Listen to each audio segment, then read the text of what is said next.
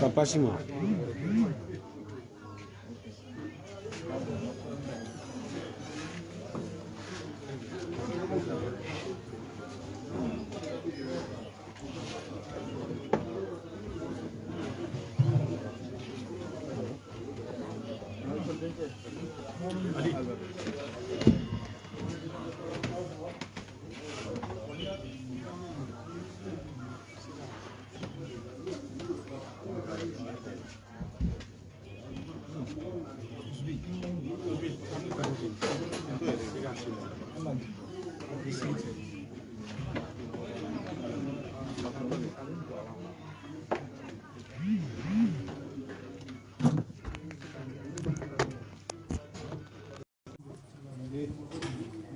Parece que eu dou.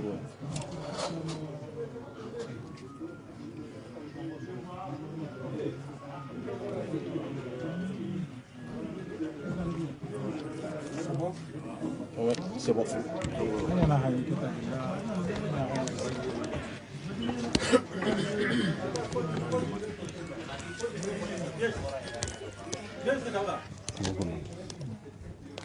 Sina hay kondo yalla gara wutu ko.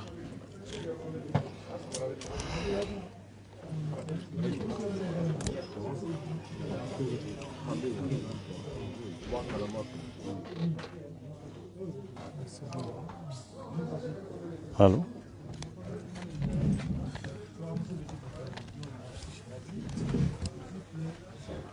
Est-ce qu'ils sont bons?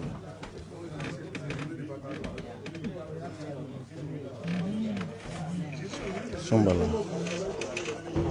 Allô? Ouais, ils sont bons.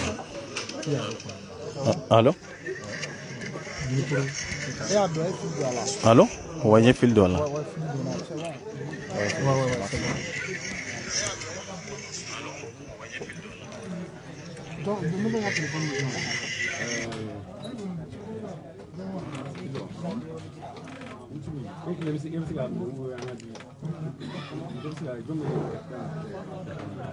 Uzbi, ibende diga munu kamera da kamera. Non, moni mo mba fa kuma ga kamera gira tigela.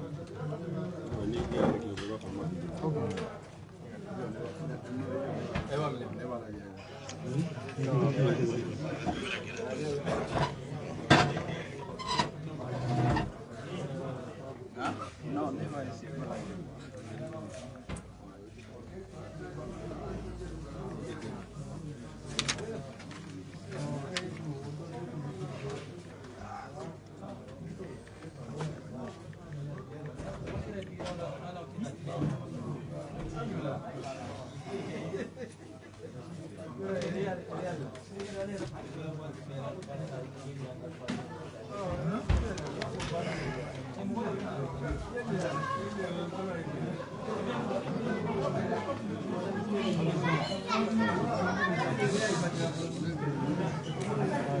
Ouais,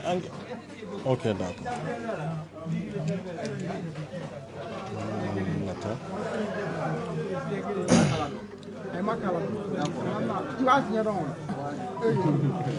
Il y a de l'orientation là. Ok, d'accord. Je pense que c'est bon. Ouais, balma ou ansu ni bastawla la kana baskambela jelena tusru antikatna mogode do foro ini de la diaspora fidem internationalement France, Espagne, Allemagne, Italie, Turquie. Donc bela jelen de farla ñogon ka an bɛɛ lajɛlen de farala ɲɔgɔn kan ka kɛ foro ini de la diaspora malienne fɛn wɛrɛ tɛ ka maliyɛndenw ka gɛlɛya an'u ka tɔɔrɔ n'u ka ɲani i bɛ souffrance min ni degun min kɔnɔ pour que ka se ka fɛɛrɛ ɲini solution bɛ sɔrɔ a la cogo jumɛn de la malidenw ka se ka lafiya sɔrɔ ani basigi sɔrɔ a kɔnɔ o tɛmɛnen kɔfɛ ala y'a latigɛ bi an ni kati 24 ye ɲɔgɔn rencontré yan maliyɛn de don komi an tɔw ye maliyɛn ye cogo min mais ala y'a kɛ anw bɛ jamana min kɔnɔ anw nana baara de la jamana in kɔnɔ mais ale nana ci dɔ de la jamana in kɔnɔ mais a y'a ɲini k'a dɔn maliyɛn minnu bɛ jamana in kɔ ka yan n'aw ka se ka ɲɔgɔn rencontré ka se k'a dɔn gɛlɛya jumɛn de b'aw kan tɔɔrɔ jumɛn de b'aw kan ɲani jumɛn de b'aw kan aw bɛ souffrance jumɛn de kɔnɔ jamana kɔ kan jamana y'aw bali fɛn jumɛn de la aw ni fɛn jumɛn de kan ka pour que maliyɛndenw bɛ se ka fara ɲɔgɔn kan bonya ni karama kama pour que ka se o ɲɛɲini hukumu kɔnɔ ale yɛrɛ ye journaliste ye activiste de don mali kɔnɔ ani mali kɔ kan maliyɛnden bɛɛ lajɛlen fɛn fɛn bɛ réseau sanfɛ bɛɛ kan ka dɔn ko kati 24 o hukumu kɔnɔna na a bɛ na rencontre bi an n'a sigira kuma ninnu bɛ boli mun de kan kuma base yɛrɛ nina ko ni passeport ko de parce que o de gɛlɛya y'a lase yan bi o de tɔɔrɔ b'an kan bi anw yɛrɛ donna ni kɛlɛ min fana ye o de tɔgɔ ye k'a fɔ ko foro ini de la diaspora malienne n'o ye fidemu ye an tɛ kariti nina k'a yira k'a fɔ maliyɛnden minnu m'u ka passeport sɔrɔ ka sabu kɛ nina ko ye an n'o kɛlɛ bɛ ɲɔgɔn na mun de nana ni nina ko ye a ye gɛlɛya jumɛn de lase mɔgɔw ma a ye tɔɔrɔ jumɛn de se mɔgɔw ma an b'an da don nin bɛɛ lajɛlen na ka walawala n bɛna kuma di an ka président ma yan n'o ye coordinateur ye Kasimu Samake yanni n ka micro d'a ma kati 24 i ni balimakɛ min nana ɲɔgɔn fɛ n'o ye ne yɛrɛ kɔrɔkɛ ye Mamadu Baraji an b'i fo k'i walimaden foli min ni dantan na maliyɛn fan caman bɛ yen i b'i dɔn i ye jamanako kɛlɛ la i ye liti caman na maliyɛnw b'a kalama hali ni min t'i yelen dɔn minnu delila k'i ye réseau sanfɛ ani muguman kɔrɔ minnu tɛmɛna ka tɛmɛ caman n'u ye ɲɛɲa na face en face kan k'a dɔn k'a fɔ ko i tun bɛ muguman caman kɔnɔ n'o ye maliko kɛlɛ donc fɛn fɛn bɛ kɛnɛ in kɔnɔ yan bi fɛn wɛrɛ ma lase yan maliko o de y'a lasiya fɛn fila tɛ dɛ maliko n'o bɛ bɛɛ kun na dɔrɔn an bɛ ɲɛ sɔrɔ kow la n'o bɛ bɛɛ kun na an bɛ se ka kɛlɛ kɛ ɲɔgɔn fɛ an bɛ se ka fara ɲɔgɔn kan donc kati 24 n bɛna kuma di an ka coordinateur ma nin de ye coordinateur général ye internationalement mali kɔnɔ ani mali kɔ kan maa min bɛ yen n'a bɛ maliyɛnden bɛɛ lajɛlen représenté anti-katina fidemu kɔnɔna na o ye Kasimu Samake de ye ɲininkali fɛn fɛn ka di ye ne bɛ yan Kasimu bɛ yan ni na ko ni passeport ko la kana foyi t'i kɔnɔ i tɛ se ka min ɲininkali kɛ ni nana ni ɲininkali o ɲininkali n kan ka jaabi cogo min na ni ala ka jɛ a tɛ dogo cɛ la a tɛ dogo muso la merci beaucoup. Ok, merci. N bɛ bɛɛ lajɛlen fo ka bɛn walimadɔn kati 24 an b'i fo dan tɛ foli min na i ka maliden ɲumanya la i sera ka an ye a diyara an ye a bɛnna ma parce que gɛlɛya min dala mali kɔnɔ bi mali kɔkanna la yan bi surtout faransi itali alimaɲi espagne an bɛ bɛɛ lajɛlen dɔn ko gɛlɛya de bɛ anw kan anw sɛgɛnna quoi kati n'i y'a fɔ n'i y'a ta k'a lajɛ faransi kɔnɔ yan bi c'est à dire anw ka passeport a tɛ ka se ka sɔrɔ carte séjour bɛ ka tiɲɛ i bɛ baara kɛ san joli baarayɔrɔ la i ka carte séjour date bɛ ban passeport date min bɛ ban ka ban o kɔrɔ k'i ka papier ko banna donc passeport tɛ ka se ka sɔrɔ donc komi e yɛrɛ ye journaliste ye ɲininkali fɛn fɛn b'i bɔ a la i bolo i bɛ se k'a tɛŋɔ na n'ala sɔnna an b'i répond mais yan'an ka taa yɔrɔ jan premier ministre bɔra yan lundi tɛmɛnin a ye kumakan dɔ fɔ n yɛrɛ y'a ɲininka sali kɔnɔ n ko a ka se ka kumakan dɔ fɔ ne ɲinɛ bi n bɛna fɔ maliyɛndenw ye jamana fan bɛɛ a fɛnɛ ko n'a sera yen dans 2 semaines ani ministre bɛna sigi ka kuma ka laɲini dɔ ta pour que ka se ka maliyɛndenw ka se ka lafiya jamana kɔ kan parce que n y'a fɔ a ɲinɛ fɛnɛ kuma caman fɔra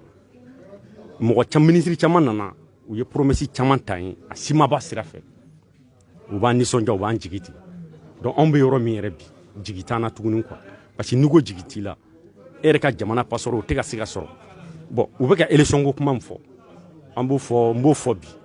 ne de b'a coordinateur général président international k'a fɔ ko ni anw ka carte ni passeport ma bɔ ɲɔgɔn na élection tɛ mali kɔ ka diaspora kɔnɔ u ka hakilila tigɛ Europe kɔnɔna na élection tɛ yen nɔ transition hali n'a taara san 5 anw ka sira t'a la fo k'anw ka passeport ka di parce que n'a ma i bɛ wete fɔlɔ est-ce que anw ye maliden yan est-ce que mali yɛrɛ fan jumɛn b'an bolo fɔlɔ anw kɔ ka mɔgɔw ma se ka reconnu fɔlɔ parce que mali pièce t'i bolo i bɛ taa mun wete kɛ donc ka da kan an b'o f'u ɲinɛ bi c'est à dire élection kɔni tɛ kɔkanna la u k'a da Bamakɔ kɔnɔ yen dɛ Mali kɔnɔ mais Mali kɔ kan u k'i da k'i hakilila tigɛ bon Asim ko i n'a ma b'a soutenir bi gɛlɛya b'a ni Faransi cɛ c'est vrai mais gɛlɛya ni maliyɛndenw de bɛ se k'a ta ka bɔ a kan a kana siran mais a bɛ siran mun na n'a jɛngɛnna mais n'a y'i tilen ka maliyɛndenw ka gɛlɛya ta a bɛ ka min fɔ a da la n'a b'a kɔnɔ an b'a soutenir kɛ mais an fana tɛ se ka soutenir fɔ a ka se k'anw dɛmɛ fɔlɔ de parce que n'a y'anw kɛ maliyɛn ye an b'a soutenir hali n'aw ka bɛ san 5 kɛ Mali kɔnɔ politicien mun sigira u ye mun de kɛ Mali kɔnɔ an bɛ gɛlɛya min kɔnɔ bi an bɛ dingɛ min kɔnɔ n ko politiciens ka dingɛ de don donc an mun tɛ politique anw tɛ mɔgɔ ko la o an bɛ Mali ko de la mɔgɔ si tɛ Mali ni sanfɛ i y'a faamu donc n bɛ kuma dan yen fɔlɔ n bɛ kuma di yɛrɛ ma i ni ce i ni baraji an bɛ bɛɛ lajɛlen fɔ mɔgɔ mɔgɔ bɛ yan nɔ an bɛ bɛɛ lajɛlen fɔ ka bɛɛ waleɲuman dɔn merci. D'accord, merci. Donc halisa an bɛ bɛɛ lajɛlen fo an bɛ Faransi kɔnɔ yan donc minnu bɛ k'an suit internet sanfɛla la komi Bamako a ka jɛkulu minnu bɛ yen u caman sera an ma Karitiina ko problème na bon an y'a caman ta an ka plateau kan donc an nana Faransi an fana ko an tɛ segin f'an ka na an n'aw ka sigi an ka masala an ka kuma an ka dɔn mun bɛ yen nɔ mun ye problème ye donc mun b'aw yɛrɛ fana fɛ a ka se k'o fɔ aw de bɛ yan donc pour que jamana autorités fana bɛ se ka décision dɔ ta donc ka ko in yɛrɛ lajɛ a bɛ se ka kɛ cogoya min na parce que n'i y'a lajɛ an ka kɛ hali mɔgɔ minnu bɛ yan nɔ ko Karitiina t'olu bolo n'i y'u mɔgɔw bɔ yan ka t'u bila Mali la bon yan'u ka taa Mali yɛrɛ la n'u bɔlen Mali la c'est à dire i b'a dɔn k'a fɔ ko ça va pas ko État m'a jɔ a jɔyɔrɔ la ko gouvernement m'a ka baara kɛ sinon bɛɛ ka dugu ka di ye a ka di bɛɛ ye ka se ka fɛn sɔrɔ i wolola yɔrɔ min na mais n'i y'a ye i bɛ bɔ i ka so ka taa jamana wɛrɛ la i fa tɛ yɔrɔ min i ba tɛ yɔrɔ min na i tɛ fɛ ka kɛ zone de ye i tɛ fɛ ka kɛ djihadiste de ye i tɛ fɛ ka marifa de ta i ka jamana kama sinon mɔgɔ dɔw bɛ Bamako bi olu bɛ ka État bali ko caman na donc ka aw nana aw bɛ ka baara kɛ cɛkisɛya de kɔnɔna la ka se ka fɛn sɔrɔ ka taa aw ka duguw la ka taga fɛnkɛw kɛ yen nɔ donc n'i ye hali marakadugu camanw lajɛ i bɛ taa sɔrɔ siraw tɛ yen i bɛ taa sɔrɔ a duguden minnu bɛ yan olu yɛrɛ de ye dɔgɔtɔrɔsow jɔ u ka yɔrɔ la olu de ye forajiw sen u ka yɔrɔ la donc i b'a ye yɔrɔ caman bɛ yen État tɛ yen quoi bon jamanaden mana kɛ cogo o cogo i ka jamanaden de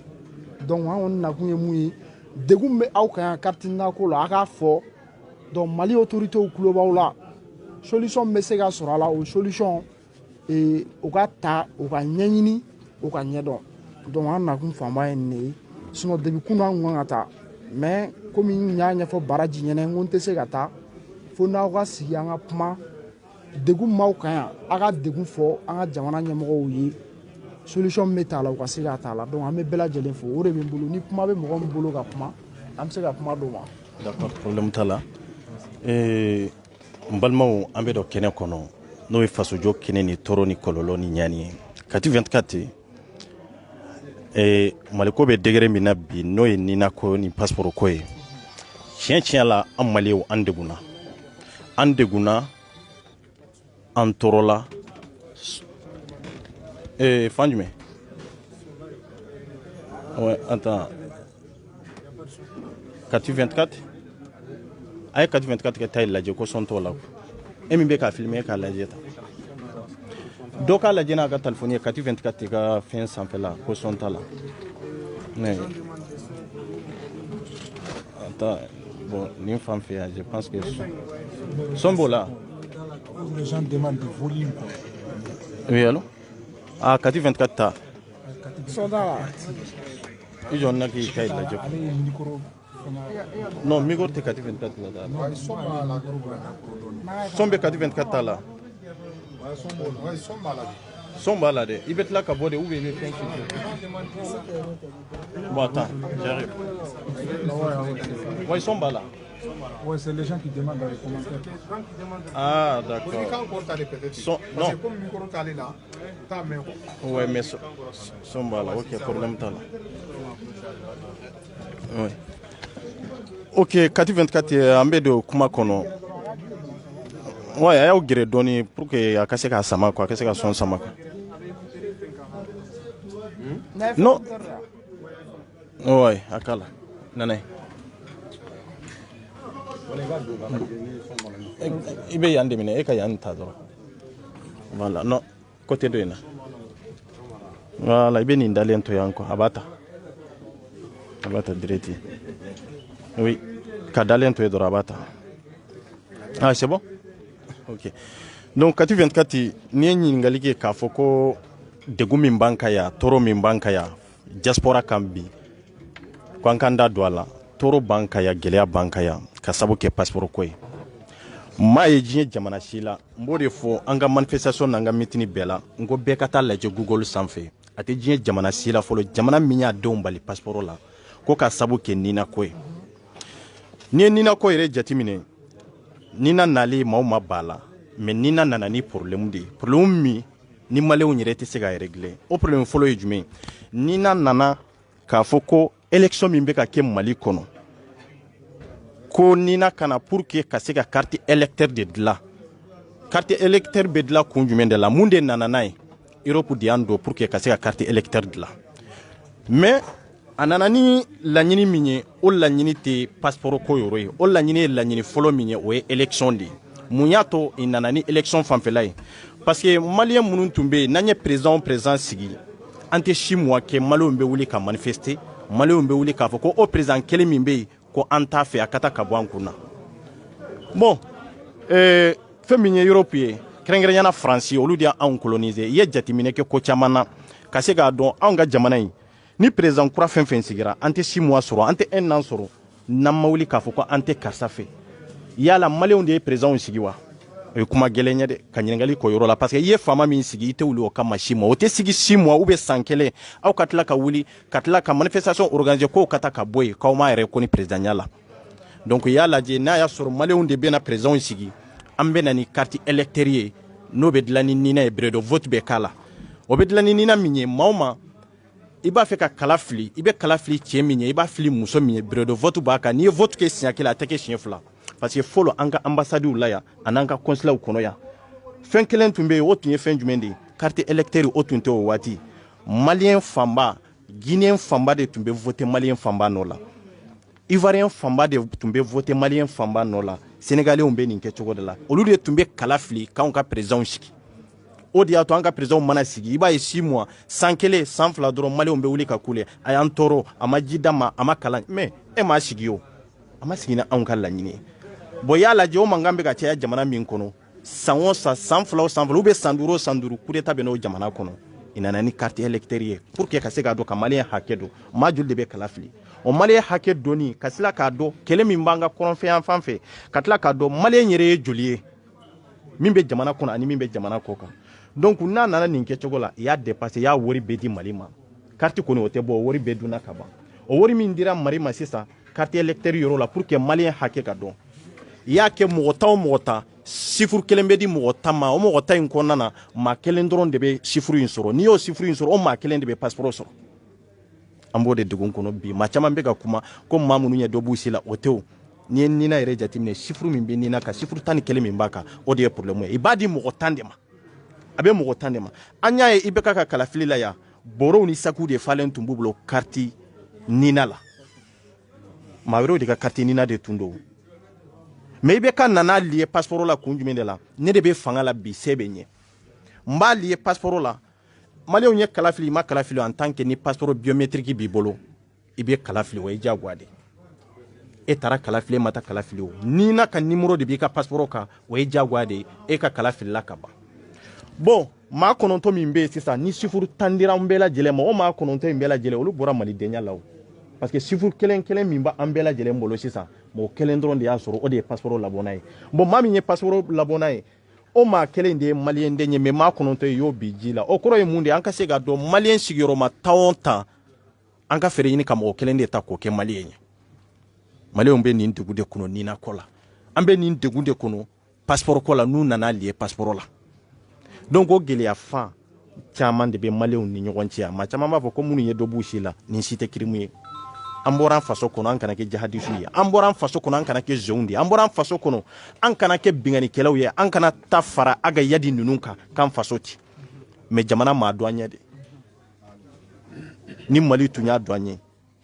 an bɛ kɔlɔlɔ min kɔnɔ an tɛ bi nin kɔlɔlɔ kɔnɔ an tɛ se ka kɛ jamanaden ye ni sɛbɛn tɛ o jamana in ko k'a anw mago bɛ passeport dɔrɔn de la passeport dun tɛ sɔrɔ ni nina tɛ bon nina dun nana ni politique sira ye politique sira min bɛ politiciens nafa minnu bɛ politique dɔn anw man ka dun t'a sɔrɔ an tɛ se ka politique kɛ o baara ta anw bolo siro ta anw bolo an tɛ se ka bɔ k'a fɔ an bɛ taa kala fili o dulonku an ka passeportw la o ye de ka jɔ an n'an ka hɛrɛ cɛ anw fanba minnu bɛ tagamayɔrɔ la an b'a fɔ ka jɛya de anw de ka du kɔnɔnaw ka di mali yɛrɛ an bɛ mali yɛrɛ de ta mali bɛ hɛrɛ o hɛrɛ kɔnɔ maa minnu bɛ diaspora ka olu de dɔn dɛ i bɛ du caman ye gouvernement ta tɛ l'état ta tɛ o maliyɛn den minnu bɛ kɔ ka olu de ta an minnu bɛ sɔlɔ ka wuli kɛ mais l'état b'a ta loyer la bon sisan ko bɛ tigɛ ka population fanga ba k'aw barika ban a bɛ ban cogo jumɛn de la fɛn dɔ de bɛ na li aw ka dentité la aw tɛ fɛn min si dɔn aw t'a kɔnɔna kɔ dɔn wari bɛ e bolo mais fanga tɛ e la o fangatigi o de ta ye jamana ye mais waritigi ta tɛ jamana ye parce que fangatigi de bɛ se waritigi la ale de bɛ se nafolotigi la bon i bɛ k'an kɛlɛ ni fanga de ye mais i tɛ k'an kɛlɛ ni loi ye i tɛ k'an kɛlɛ ni sariya ye n'a y'a sɔrɔ sariya ko de don i ye min kɛ a tɛ bɛn o yan'aw ka loi dɔ ta ka na appliquer jamanadenw kan surtout fɛn min ye identité ko ye kati 24 i kan ka expliquer maaw ye pendant 6 mois avant que i b'a loi ta ensemble kɔnɔ maliyɛndenw k'a faamu an kalanbali de ka ca o an ka se k'a dɔn sidiri ni loi in kɔlɔlɔ ye jumɛn ye n'aw y'a kɛ a kɔlɔlɔ ye nin de ye n'aw m'a kɛ a kɔlɔlɔ ye nin de ye n'aw y'a kɛ a nafa ye nin de ye n'aw y'a kɛ a nafa tɛ nin ye mais maliyɛnden jumɛn de bɛ yan jama min sigilen bɛ yan cɛ kelen t'u la n'i y'a ɲininka k'a fɔ ko nin loi in taara est ce que i bɔra a explication kalama wa a cɛ tɛ sɔrɔ yan dɔrɔn tɛ de hali n'an bɛ consulat kɔnɔ n bɛ nin fɔ parce que mun na consulat mɔgɔ minnu b'an kunna yan i tun kan ka olu de ɲininka fɔlɔ ka se k'a dɔn aw bɛ ka vi jamana min kan réalité bɛ cogo jumɛn de la France réalité bɛ cogo di Italie bɛ cogo di Allemagne bɛ cogo di parce que n'i y'a mɛn an ka jamana ka développer i tɛ développer gansan de lasigiden minnu b'an bolo jamana kɔ kan olu ka ye ta n'u ka fɔta n'u ka faamuyali o de bɛ ta ka taa Mali kɔnɔ pour que minnu bɛ jamana ɲɛmɔgɔya la olu ka se k'olu lasigi ka kuma aw ka jamana bɛ vi ni réalité de kan n'o ye Italie ye Allemagne bɛ tan de France bɛ tan de o la ni olu analyse de bɛ fara ɲɔgɔn kan ka se k'a dɔn an b'an ka jamana ta nin ta sira kan jamana bɛ développer hali France min n'an bɛ k'a fɔ k'a bɛ ka taa ɲɛ k'an ɲɛ bɛ ka bɔ France fɛ France fana bɛ ka jamana dɔw de lajɛ o i ka ambassade n'u ka consulat sigilen bɛ yɔrɔ minnu na diplomatigi minnu b'u bolo diplomatigi minnu b'u bolo k'u fara ɲɔgɔn kan k'a dɔn États-Unis bɛ vi cogo di Belgique bɛ vi cogo di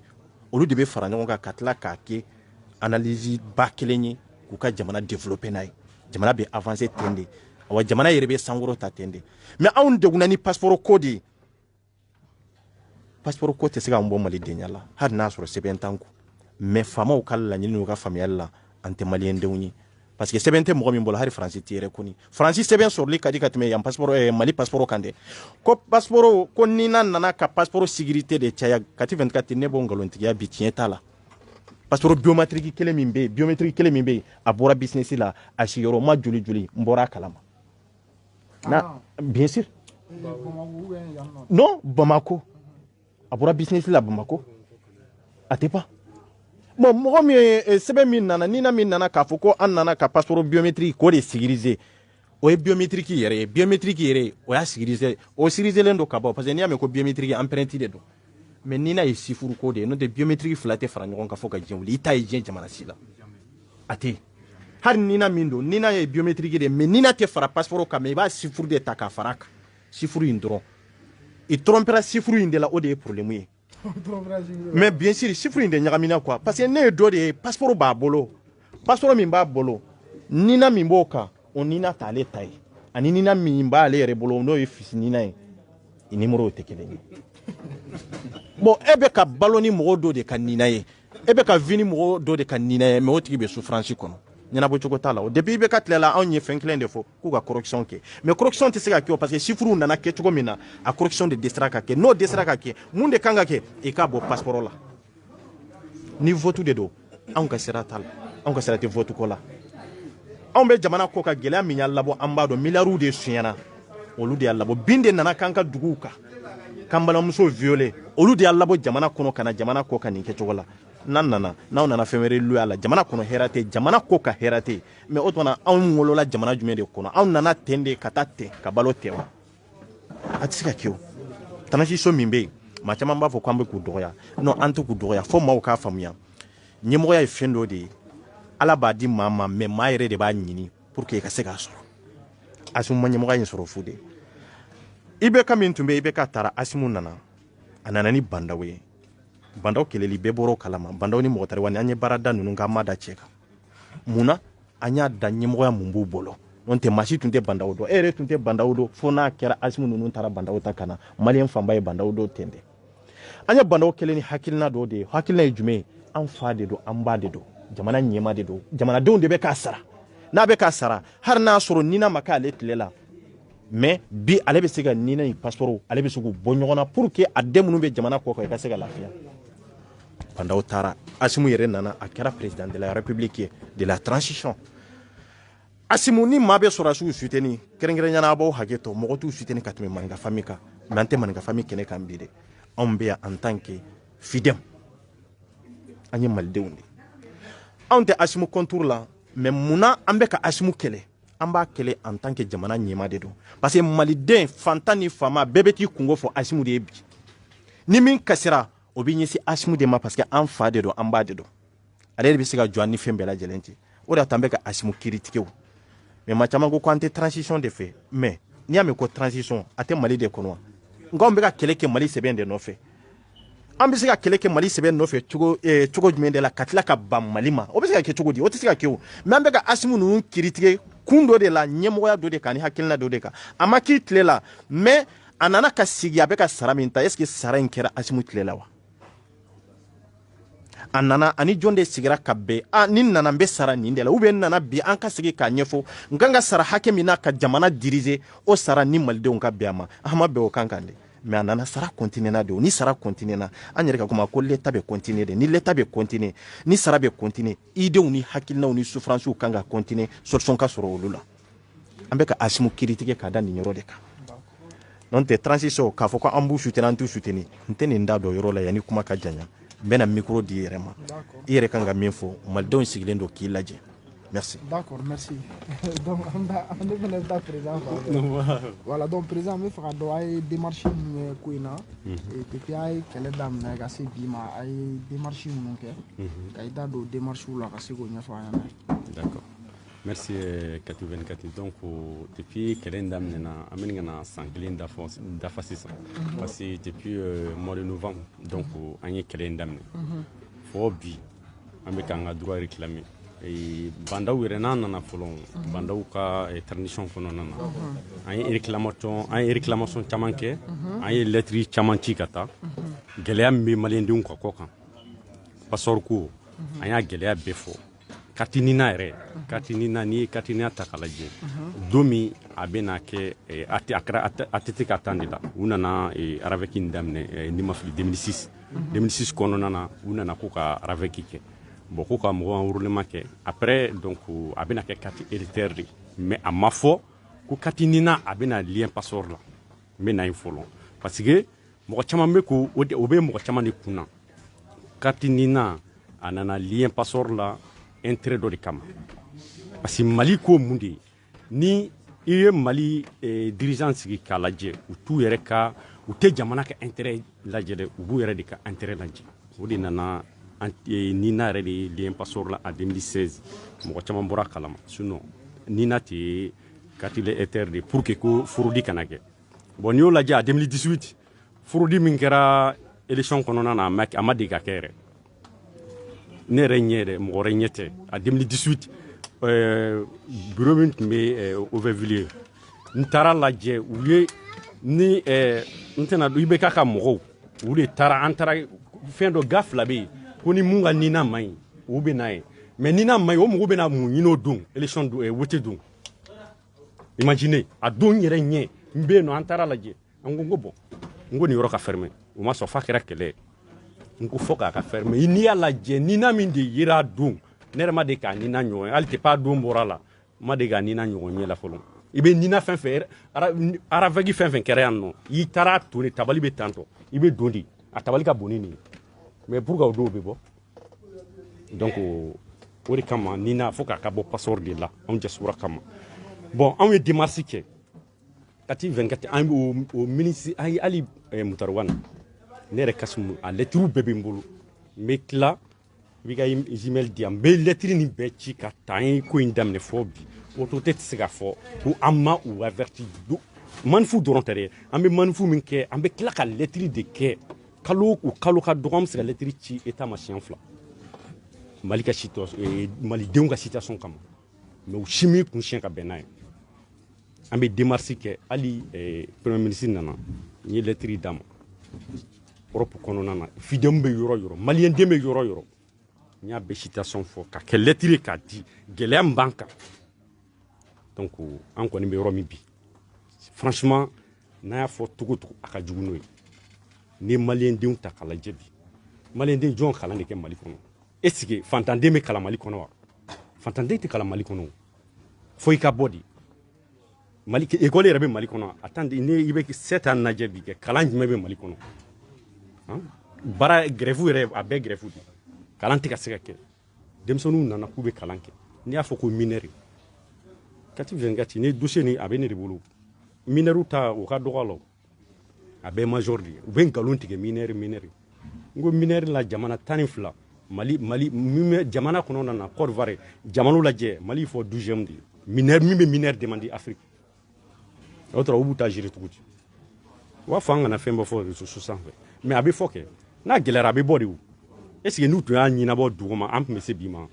est ce que a ka di jɔn ye k'i b'i ka jamana yɛrɛ hali ka manifu kɛ manifu dɔ organiser ou bien ka sitini kɛ i ka jamana ambassade da la ou bien consulat da la k'i bɛ k'i yɛrɛ de labɔ mais a bɛ kɛ cogo di mais faransi yɛrɛ kɔnɔ autorité lasigiden minnu bɛ est ce que an n'olu dɔw sigira ka kuma bon lasigidenw an n'u bɛɛ sigira ka kuma ambassade consulat an n'u bɛɛ sigira abudala yɛrɛ nin yɔrɔ la n bɛ abudala fo mɔgɔ ni min kɛra o bɛ fɔ de parce que mɔgɔ caman bɛ kuma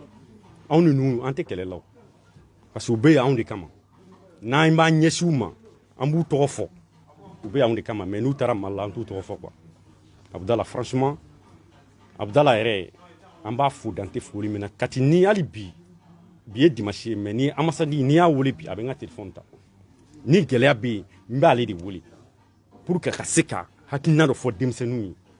donc an yɛrɛ bɛ n profiter o la abudala u ka abudala kɛ ambassade ye parce que u b'a fɛ ka mite ka bɔ yan nɔ a kana bɔ yan dɛ n'a bɔra yan a bɛ gɛlɛya dɛ parce que an b'an kungo fɔ jɔn ye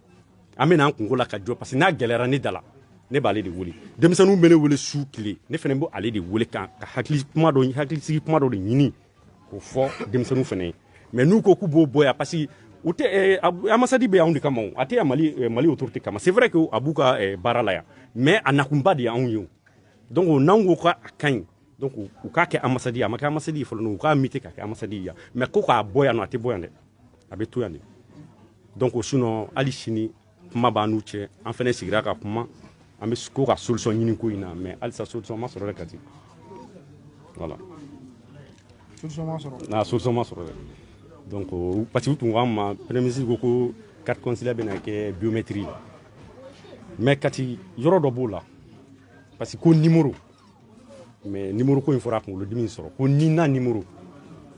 mais Kati ni n'a numéro ta ni n'a numéro de ye sinon ni n'a kolo mun de ye n ko numéro in de don mais numéro nin n'u ye ni n'a ni numéro nin n'u b'a kɛ hali n'a kɛ biométrie ye bi u ka base données kura de créer mɔgɔw la mais n'u ko k'u bɛ taa ni n'a ni numéro ta k'a bila kan Kati e ko ko o ko man jugu ni an bɛ min na bi an bɛ ka min fɔ tan n'u ye ni n'a ni numéro ta k'u b'o da carte consulaire in kan c'est fini o solution yɛrɛ t'o la n'u ko ko ni n'a ka bɔ yen a ka bɔ yen numéro in bɛɛ ka supprimer ka bɔ yen ni mɔgɔ min nana don min i bɛ n'a dɔ in de kɛ numéro min bɛ ne d'i ma o don o k'i ka numéro ye ka numéro kelen d'i ma a tɛ changer an kɔni bɛ se k'a siri bɛɛ mais k'a fɔ ko ka ni n'a numéro in ta n'a kɛra Kati mais a bɛ taa mɔgɔ joli ɲɔgɔnna la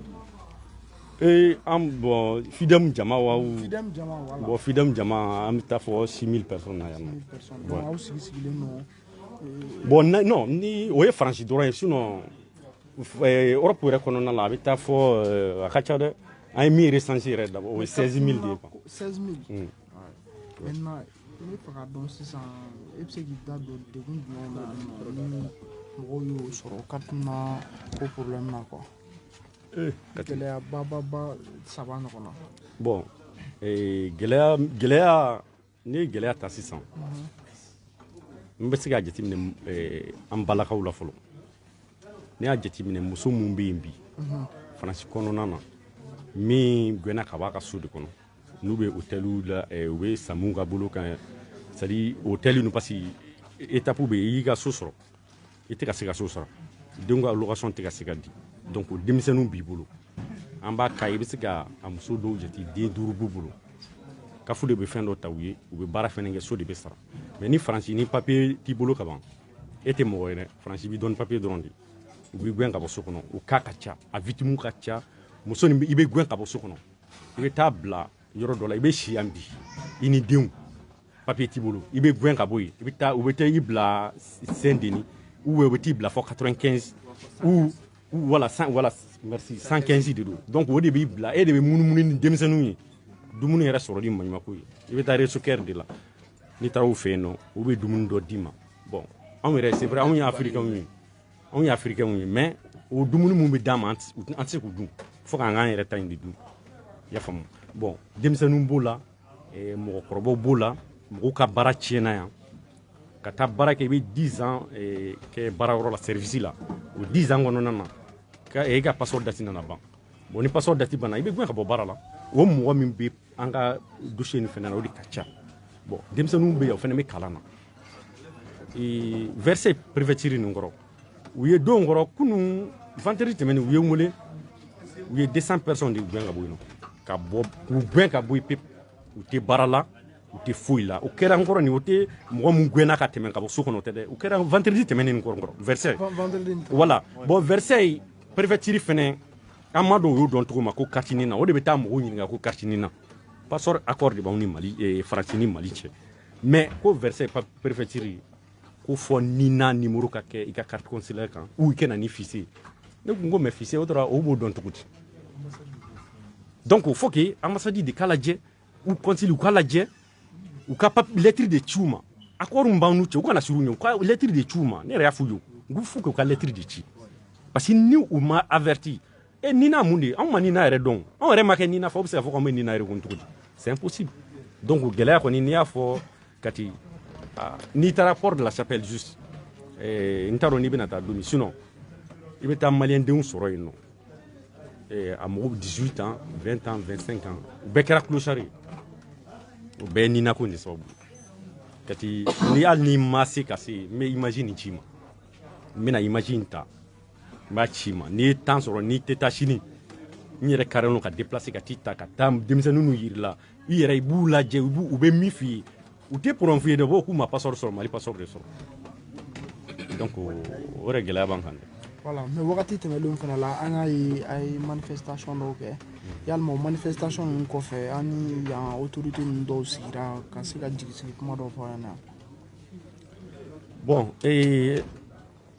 autorité française ou autorité malienne a fila bɛɛ dɔ la. Bon Faransi ta ye n'i ye déclaration kɛ préfecture la o b'i ka autorisation d'i ma mais bon an n'u ma sigi ka kuma on vrai dire mais an kɔni b'u averti mais tiɲɛ yɛrɛ la an n'u ma wuli ka taa u sɔrɔ an bɛ kuma an kɔni association ɲɛmɔgɔ mun bɛ yan an n'o service dɔw sigira ka kuma Mali ka yɛrɛ ka situation kan bon an kɔni an yɛrɛ ka manifu fɛnɛ daminɛna an ka tiɲɛ fɔ dɛ manifu daminɛlen kelen Abdallah de y'an reçoit an ka manifu tɛmɛlen 14 août je pense ni ma fili ambassade Abdallah a y'an reçoit a taara an reçoit a fɛnɛ y'an jigisigi kuma fɔ franchement o de diyara an ka jama fɛnɛ an content kɔnɔ na mais sinon tiɲɛ yɛrɛ la an tun b'a f'u ɲɛ u tun t'an reçoit dɛ an tun bɛ taa an jɔ u da la an b'an ka manifu ban ka taa k'an ka minɛnw cɛ k'an ka fɛn bɛɛ cɛ ka taa u tun tɛ tiɲɛ yɛrɛ u tun tɛ taa. D'accord. Merci beaucoup. Donc, nous pouvons ok, d'accord. Voilà, salam alaikum.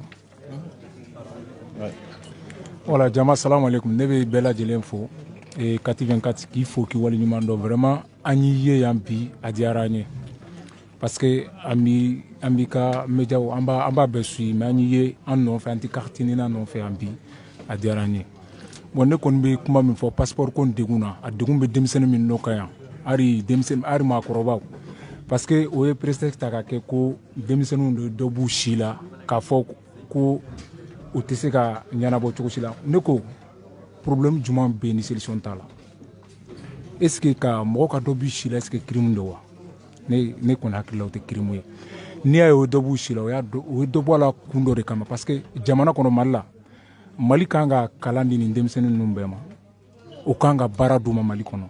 mais u dɛsɛra o bɛɛ de la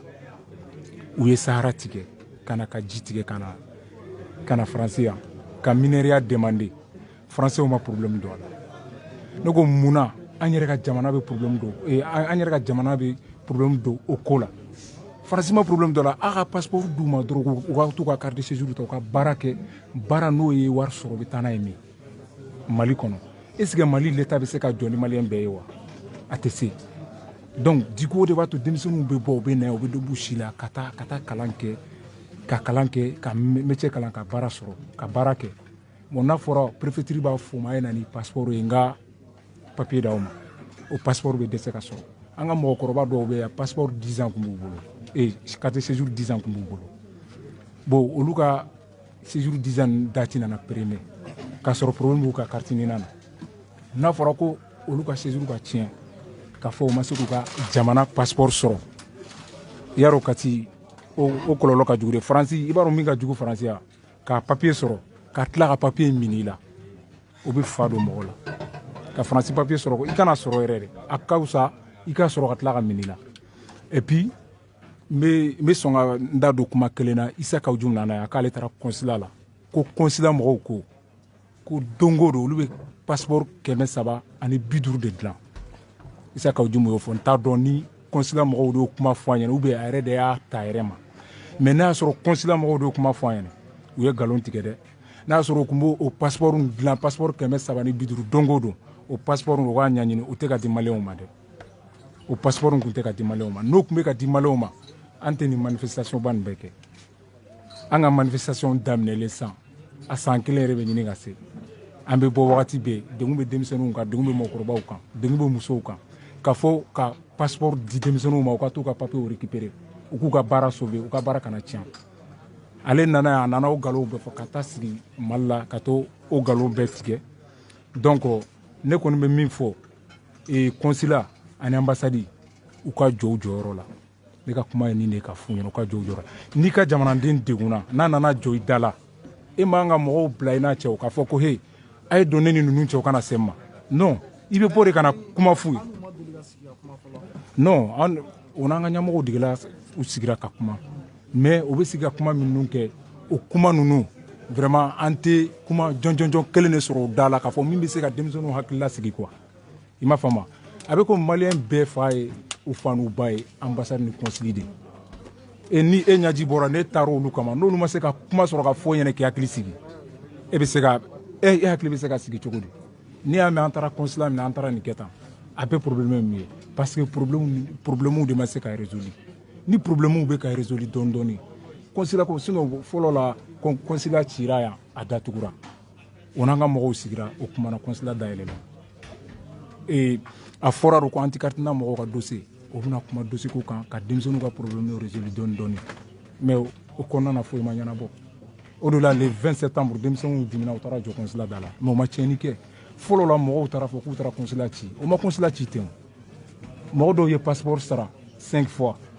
o ma passeport sɔrɔ mɔgɔ dɔw y'a sara 4 fois plus de 6 fois o ma se ka passeport sɔrɔ o preuve bɛɛ bɛ yen o ma passeport sɔrɔ olu de wulila sisan n'an tɛ passeport sɔrɔ an ka wari min n'a y'u sara o man ka lasegin wa mɔgɔ ye passeport sɔrɔ 5 fois a ma se ka passeport sɔrɔ n'a ma passeport sɔrɔ a ka wari kan ka lasegin o man ka lasegin denmisɛnninw wulila ka to ka wari de réclamer o wari nin u ta de don u taara o de réclamer donc n'a wulila ka sécurité bila ka fɔ a ye don ne ni ninnu cɛ u kana se n ma jama min ka ca n'aw ye n'a k'a bɛ dusu ta olu kama est-ce que a tɛ kɛ tiɲɛni ye wa o ye sécurité de bila denmisɛnninw na a ye ninnu empêcher o kana s'anw ma donc denmisɛnninw mɔgɔ min dimina ne hakili la ni consulat tun bɔra ni consulat tun bɔra ka na kuma denmisɛnninw fɛ hakilimaya la baganw tɛ o tun b'a faamu o tun b'a faamu a tun bɛ kuma n'u ye hakilisigila kuma o bɛ se ka kuma faamu cogoya min na mais e ma sɔn ka bɔ e ma hari kunkolo bɔ e ko sécurité de ma ye jɔ ɲɛ et puis sécurité ninnu maliyɛnw tɛ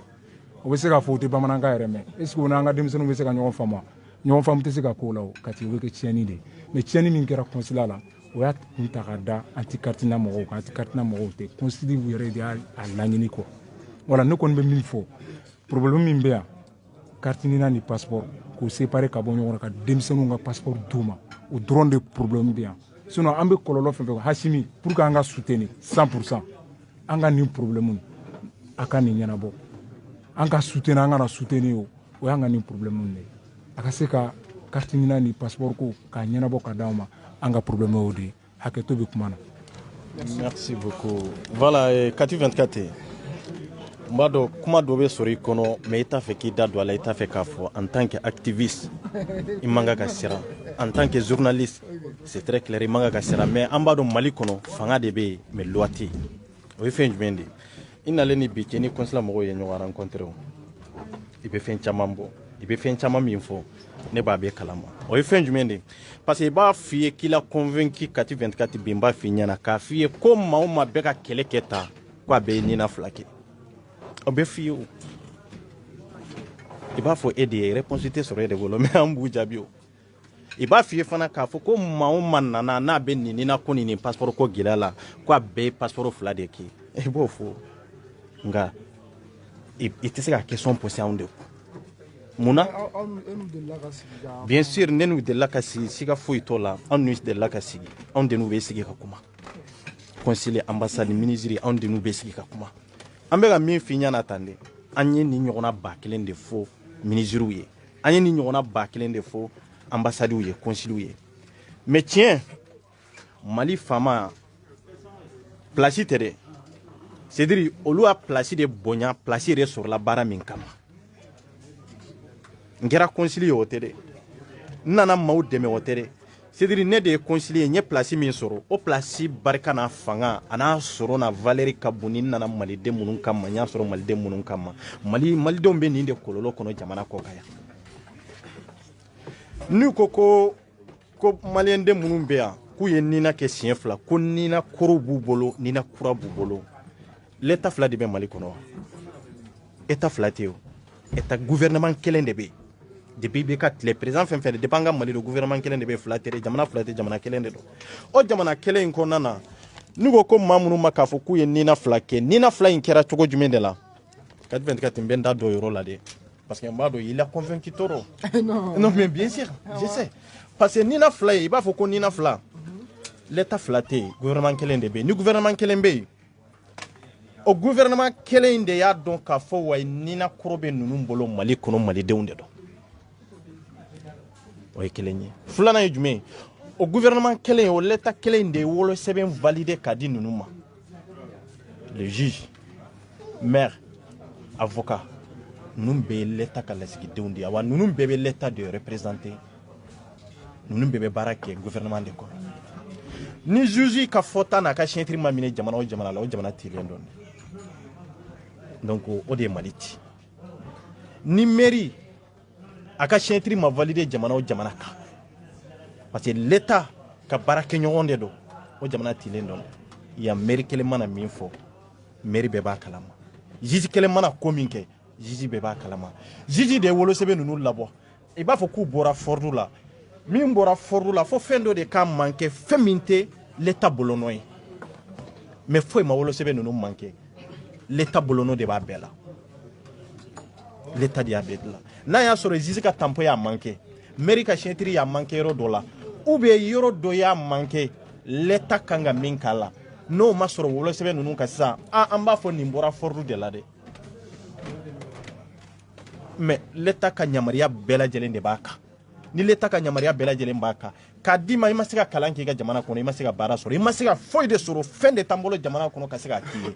boy kata jamana koka ala ya ke ebora mais anya donc ka fo ye wolo seben ke ka koro wolo seben bibolo Mali kono de anto do wode anya donc ka fo ki ye nina ke kateme anto do wode mais comme ni bora jamana koka kaba ambi deme an mununye gouvernement ya mununye état ambi deme ni de anka deme kan wolo seben ndima iba fe kata kala minke iba fe be jamana min kono ko sigi seben soro iba soro ni hera ni basigi e chogomi ambe wolo seben de dima wolo seben kura pour que e ka sega basigi soro jamana kono jamana koka katana yanka jamana kono wolo seben nu dira ni ke chogo de la nu dira iye ya autorité de la convaincu mamunun tara kala nyoro la aw beta ba ira juge de la juge de ba contrôler no tien la ye malien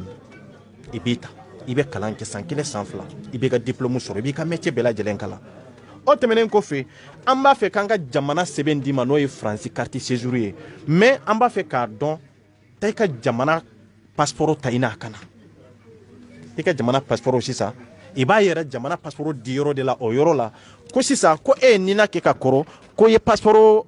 i bɛ ka passeport min ɲini ko i tɛ se k'o sɔrɔ fo i ka nina kɔrɔ min bɛ yen i k'o si n'o âge bɛɛ lajɛlen de ta n'o de fɔ waati jumɛn de la ni Mali bɛ kunu wa maa tɛ si ye maa tɛ bonya ye maa tɛ janya ye maa ye nafa ni jɔyɔrɔ ni baara de ye n'i ye Faransi lajɛ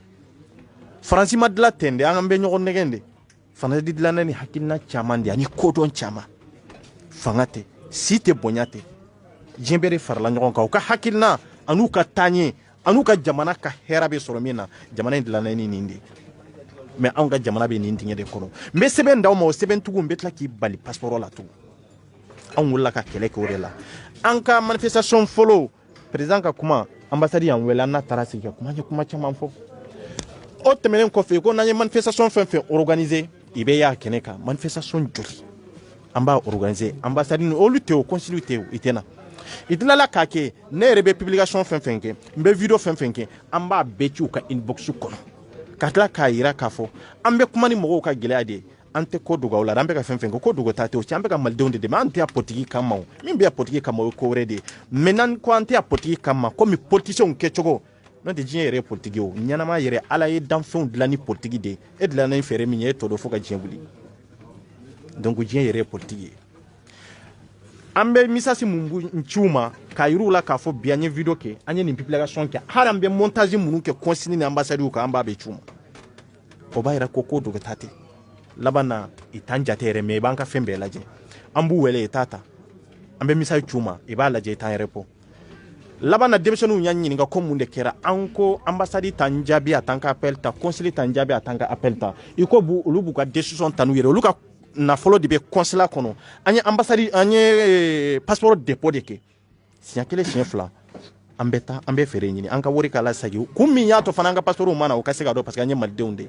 i taara ten de ni gardiw ye ɲɔgɔn sɔrɔ da la mankan wulila ka jɔ o mankan bɛ kɛ don min na maa caman bɛ kuma min tɛ bɛɛ jaabi mais bɛɛ bɛ n'i ta sɔrɔ a kɔnɔ kati 24 ni aras 24 tun tɛ pari ne ni pari cɛ heure 1 ni ko de tun don mɔgɔ min ye ne wele i b'a dɔn minnu b'anw maliyɛndenw jigi kɔrɔ yan ko n'an bɛ tɔɔrɔ ni ɲani kɔnɔ n'o ye haut conseil mɔgɔw ye au conseil de la France olu de ye ne wele ko aras 24 ko i ka denmisɛnninw taara consulat la k'u taara yen ten n ye cɛ jaabi n ko a ma n ko ne ka denmisɛnninw taara consulat la i taara consulat ten a ko ko n ko bon n ko an fa n'an ba ye e de ye n ko e ka mɔgɔw tɛ wa ko non ko ne de ka mɔgɔw de don n ko bon n ko malidenw de don na aw ban'u ma walahi ne tɛ ban u ma i ye min kɛ n b'a contour la violence n b'a contour la mais e de kan ka wuli pour que ka fɛɛrɛ ɲini solution bɛ sɔrɔ nin na cogo min e min b'an bɛ représenter yan mais ni haut conseil mɔgɔw jɔra mais vraiment aras 24 e de ka mɔgɔw ye ninnu ye anw ka mɔgɔw tɛ o b'a yira k'a fɔ olu bɛ ka état de dɛmɛ i tɛ ka malidenw dɛmɛ sinon olu de tun kan ka fara anw kan ka l'état kɛlɛ a de kan ka kɛ ten o conseil kan ka fara anw de kan ka l'état kɛlɛ mais a dɔn olu banna malidenw na a dɔn olu ma sɔn k'anw représenter a dɔn jɔnw de kɛra représentanw ye an minnu ye ɲɛmɔgɔ ye an tɛ carte ɲinina kɔnɔ i y'anw de wele sisan k'a fɔ ko denmisɛnninw taara ne ko k'u k'an kɔnɔ ko n bɛna weleli kɛ ne ye weleli kɛ i ko wa ko tiɲɛ de don n ko mun de kɛra n ko mankan wulila cogo jumɛn de la i y'a ɲɛfɔ n ye k'u nana k'a fɔ k'u b'a fɛ ka consul de ni mɔgɔ ninnu n bilala ɲɔgɔn na k'u tɛ tɛmɛ etc a kuma cayara n tun t'a kɛnɛ kan mais n ye image caman sɔrɔ ne ma fɛn fɔ tile 3 ne ma video kɛ o kɔfɛ de ne bɔra ka video kɛ k'a yira Mali l'état la minnu ye nin kɛwale in kɛ malidenw de don mun de y'a to i y'a kɛ degun ni tɔɔrɔ san joli kalo joli i bɛ ka kuma i bɛ k'u ka hakɛ yɛrɛ tilamɛ hakɛ sɔrɔbaliya n'u taara nin kɛ an b'a yir'u la i ye baara min kɛ an b'a contour la mais an t'u fili k'a fɔ ko i ye baara min kɛ i ye baara jugu de kɛ n ko ye nkalon ye dɛ maa tɛ den wolo ko n'a ye tiɲɛli kɛ ko i b'a ti k'a faga n ko ye nkalon de ye bon sisan i ye min kɛ i ye fɛɛrɛ ɲini ko ne de ye denmisɛnnin ninnu bila la ne ye kɔlɔlɔ min sɔrɔ a la hali minnu b'a gɛlɛya kɔnɔ olu m'a sɔrɔ a la parce que i ye ne ka sɛbɛn bloqué yan Mali l'état i ni faransiw bolo di ɲɔgɔn ka ne ka sɛbɛn bloqué yan n ka carte séjour n ka baara k'i ka fɛn bɛɛ lajɛlen tiɲɛ mais o tɛ n bɔ kɛlɛ in kɔnɔ n'o de fɔ anw y'an ni a n'an ka nafolo de di Mali ma walahi a bɛ min kɔnɔ an tɛ mɔgɔ contrôle la Mali la dɛ mais maa minnu bɛ nin degun kɔnɔ kati 24 e tɛ se k'a dɔn parce que e tɛna mɛn yan Ni a har ni organisation anya keta parce que président tumbe vasi de là. Nganya karaba de suro anye fere ni ko bi fa ni ka se ga nyokonye face en face. Ere tumbe jama'i nyana. France dro 60 000 personnes ne de ka fiere che werete ka fiere 24 de ka fiere che se ga demander 60 000 personnes de bia minte passeport sur min passeport ko gele be mina ne ka carte séjour bloqué ne ka ta bobini préfecture là Moussa Lissira ne la 3000 et quelques cartes séjour o de bloquera bobini préfecture drone o bobini drone de o te franchi to la de yaro 93 états o te franchi to la de RSPC tigi ranto jate o de carte séjour carte séjour tumbe min bolode ouais passeport drone nof muso katla kayira ko est ko Mali doni kala ni famille kala ni kalankela bewa nous sona ka ne ka carte séjour bloqué ni ke chogola Mali l'état enko yake sebuye nga ne se nyerede parce que ne be ke nyerede ne be ka munun deme ideme man onde ni be ka fantan deme fantan bi kele ebe ka kele ke munun no fe olu yere bi kele mais ibe to yi joro de la o de kele yo mais karsa be ke mbe ka karsa deme ale yere be kan kele do yere be kan kele mbe dimin kabo halbi maliti de fam o de to maliti ti chama be be binin ke togo de la anyere fana bo hukum de kono ko ma wa kono mali kono chugo mi o aw be ka munun deme mali kono olu yere be ka o kele aw yere be ka mo munun kele olu nofe olu be ka o kele me aw be milliers de la aw ta do be ta ko fa o ta nyefe mimbi ko ni yo laje tem ko laje tugo mimbi nye ni yo laje tem ko laje to e ba laje de mawbe hera soro chugo jume de la beti kanu beti kife me mali etay ninke anya munu ka sabali ka continuer awambe kata halbi carte séjour ko inde do ani passeport ko yala jamana mi passeport ti bolo ibe yan carte séjour soro wa ita soro ni ma yan carte séjour soro ibe bara soro ite bara soro ni ma bara soro ibe siga siyoro soro wa ito soro ni ma siyoro soro ni banara ibe frake chugo ji fo mo ka do an kan nyana ma de lole banka passeport la nye do bon sila o kuma nyogo ngalon yereti parce que amake l'état ko ani l'état ka benka mali don bo kololo de kono o wolo sebe sur la l'état de fait mali état de fait kanana ya ambanja o kan nyo de fode nganga dalu ya de bambolo de an convaincu l'intere ye jien de la dunia na ka jien la son ni wolo sebe nyi au kata o kanka au kata la kano kankele na ka fo ko wolo sebe mi bolo ko nina na donjume anga wolo sebe mankro ni na yo anka tiere re de fo nyogonye ko fo mali de on ka kunu ka bena amunu fana be mali kono journaliste de yawe kati ereri chaman de be journaliste la mbo rofi parce que horon ni be kuma ibe min fo moko anyana afanya ni re ewele shenjo le misoro meni cité bashi mbado ni nemi esoro mbisoro grand frère de kira sababu fana anye nyogonye bi awunte de mali kono journaliste aw munumbe awbe kam munu interviewer ni ke chogola awbe tam munu na akera kan jumunu no akera president akera ministre ye kati 24 ayu nyin kan ni jamana de akanu nyin nga dro ka fo ko wa ku be place mi na akanu nyin nga ko ministre de donde ay question de pochu ko parce que na on m'a pris aw ka prison e question de o parce que jamana de on ba aw de lame aw be mimbo aw da kono o de ba to jamana de on be soye ni nana ne nyin nga o de to nego ngo question fen ka de ka fo parce que français o de be yaw journaliste be baraki ni ke to de law ibe nyin nga fo ko na nugu aw kanga ministre nyinga aw be député nyinga ni mi maso nyinga la mundi ya to i maso parce que ni kuma na ni ma kuma développer ate fam anga député on anga ministre be kuma de mais te kuma développer haranga position be kuma de mais ka kuma développer ta donde donc aw bu nyinga doro be kuma nu kuma na abana mais kuma en ko fe mundi be développement de be parce que kuma be développer de comme jawna be développer ci komi no kera de bebi tata fam be ba do ikani imani be ba do ita choko kanyi be ba do yemi fo be se ga timé yaninka kuma janya ka micro dima ani ministre sigara ni laba ina no e premier ministre ay laydu d'etat ayata mali kanu de la ayata mali de onde kam abe place mi na fana ma soro fude ay place in sande de odi atonne go sukel ci ba koro de do mais munambe sukel kele ne ba kele en tant que femme mais ay place mi soro ay soro fanga de parce que ay kele de ka place in soro de ale kele de ke be ka no feo ka place in soro mais nana na kala idu da am malien de ko 2 semaines na tarabe ministre franyon ka ferebe soro la am pansi amala me andale mbala parce que ay kele ke jamana ko de la na make awamba kele depuis before la gara fo domina na ka hakke kuni sora on te cheto e jamana ko la ante musote jamana ko la be kuni bodo mais ouais yalma awi condition na jamana wore mo fene bi mali kono e france kono olu fana b'u condition ɲɔgɔn na. Bien, nin diyara n ye nin bɛnna ma. Maliyɛnden dɔrɔn de bɛ kule Europe kɔnɔ. Maliyɛnden dɔrɔn de bɛ kule Europe kɔnɔ. Maliyɛnden dɔrɔn de bɛ manifestation kɛ Europe kɔnɔ. N'a ma kɛ jɛkulu minnu bɛ bɔ k'a fɔ ko panafricains o ye Afrique bɛɛ de ye. Olu bɛ bɔ pour que Afrique bɛ se k'a ka liberté sɔrɔ cogo min dɔrɔn olu bɛ bɔ o de kama. Mais Maliyɛn dɔrɔn de bɛ ka kule France, Espagne, Allemagne, Turquie,